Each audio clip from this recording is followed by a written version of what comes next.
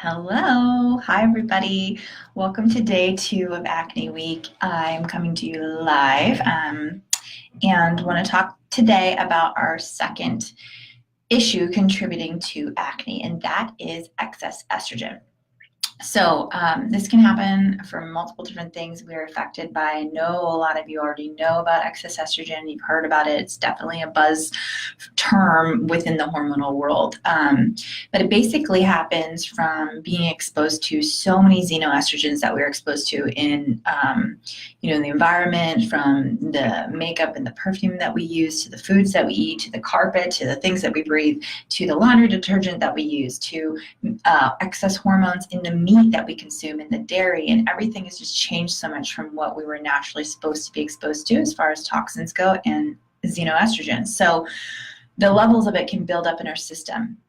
The other thing that can exacerbate this is your liver. So if your liver is not cleansing properly, not moving through phase 1, phase 2 detoxification, that estrogen can just get cycled back into your body and reabsorbed and then contribute to more problems. So estrogen and progesterone were meant to be like a dance, a beautiful dance together. And progesterone is supposed to be that anchor for estrogen. Now we're going to talk about progesterone another day, about how that contributes to acne, but today the focus is on estrogen. So whenever those two are not in balance, we start to have issues that happen.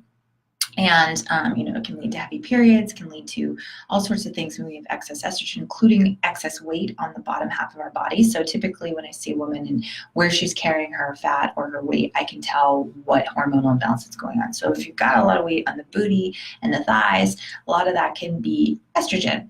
And also cellulite can also contribute to that as well. So the reason why is the liver obviously is detoxing the body, it's cleansing, and when it can't clean everything out of the system, it gets pushed back out through the skin. So estrogen can contribute to acne, typically in this area.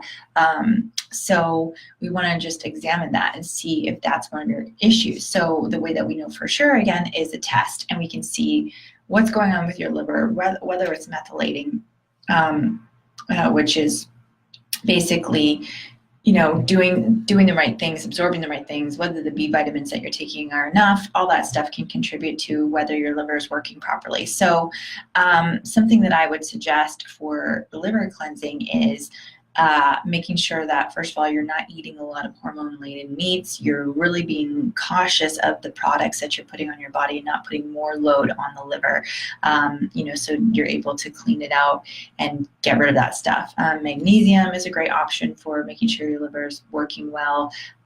You can also look into things like different herb bitters that can also cleanse the liver. Dandelion, cilantro, all those things are really great. Milk thistle for cleansing the liver. So you want to make sure that you're doing that on a regular basis and making sure that the liver is working properly. So a lot of people, when they clean the liver properly and they get it working properly, their acne will clear up, and they'll also lose some weight. So this is a big contributing factor to acne, like I said.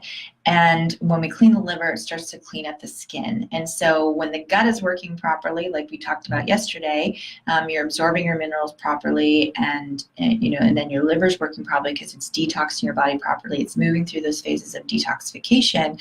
Then the body doesn't have to do so much work, and it's not going to come out in the skin as much. So this is where, a lot of people, like they said, if they eat the wrong thing, they'll get acne. Well, some of that is true, and some of that contributes to the gut. And again, the liver, if you eat a lot of fatty things and you've got a liver issue, you're going to exacerbate that problem. Okay. You're going to keep, if you've got any sort of fatty liver, you're going to keep your body from being able to clean that out. So for me, I noticed avocados were a big issue for me as an O blood type as well. Avocados are not like the best thing, and I was eating a lot of fat, and it was really exacerbating my acne. So what I did is I switched to more fibrous foods and more things that have high fiber that actually helped my liver properly, and it acts like a sponge that soaks up that excess estrogen. So psyllium husk powder is a great source of fiber. Making sure you're eating obviously lots of vegetables. Broccoli sprouts is another option that really helps with estrogen. You can take that in a pill form. Some people use DIM. Again, I would not use DIM unless you get a hormone test done, because it depends on what estrogen and what phase detox you're struggling with. If you're struggling with phase 1 detox, then DIM can definitely help.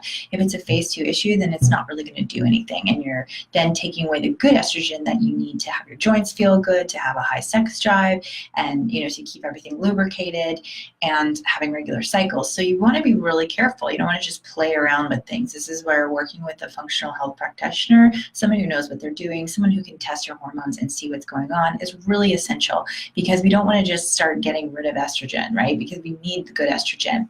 So we need to look and see what phase of detox you're struggling with, and then we can get specific about what you need to do for each phase and what you need to take that's going to assist your liver to be able to cleanse and work properly. So this is all really important information. This is all stuff that I offer in my Get Your Body Back program for my clients, where we do really deep hormone testing. We can do a GI map, and we can do a Dutch test, which will show me all these things about what's going on with your estrogen levels and how it contribute to clearing up your acne.